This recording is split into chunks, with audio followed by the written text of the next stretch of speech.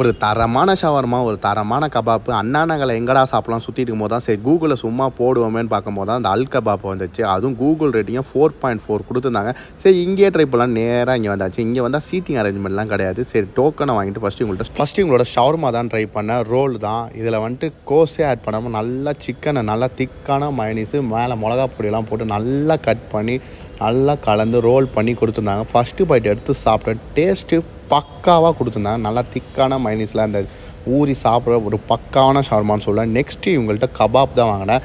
இந்த அரியாலி கபாப் தான் வாங்கினேன். ஒரு 1/2 பிளேட் வாங்கினேன். நல்லா திக்கான மைனஸாக அந்த சிக்கனை டிப் பண்ணி சாப்பிடும்போது டேஸ்ட் வைஸ் ஓகேவாக இருந்துச்சு. எனக்கு அந்தளவு டேஸ்ட்டு பிடிக்கல. இங்கே நெக்ஸ்ட்டு நான் சிக்கன் ஃப்ரைட் ரைஸ் தான் வாங்கி ட்ரை பண்ணேன். சாப்பிட்றதுக்கு ஒரு தரமான ஃப்ரைட் ரைஸுன்னு சொல்லுவேன்.